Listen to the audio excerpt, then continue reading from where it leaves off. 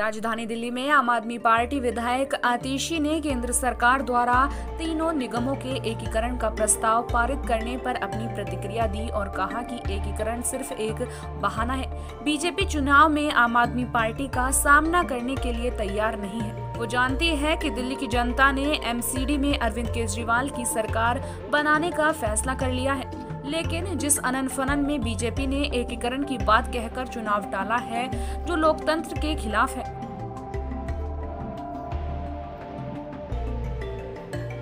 आतिशी ने कहा कि 15 सालों से एमसीडी में बीजेपी की सरकार है और पिछले 7 सालों से केंद्र में भी बीजेपी की ही सरकार है, लेकिन उनको कभी ख्याल नहीं आया कि एमसीडी में बदलाव और एकीकरण की जरूरत है।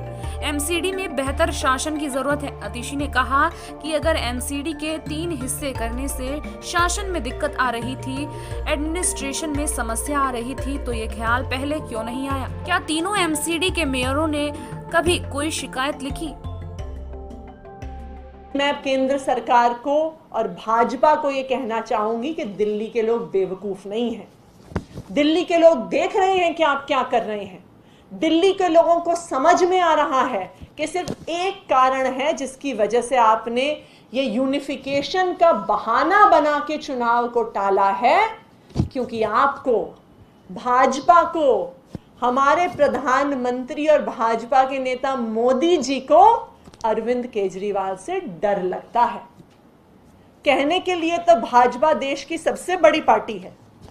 आज के दिन में भाजपा के 1400 से ज्यादा एमएलए हैं, 301 एमपी हैं, तकरीबन 100 राज्यसभा में एमपी हैं, लेकिन भाजपा को डर लग रहा है कि एक छोटे से एमसीडी के चुनाव में वो आम आदमी पार्टी का सामना नहीं करने आ रही।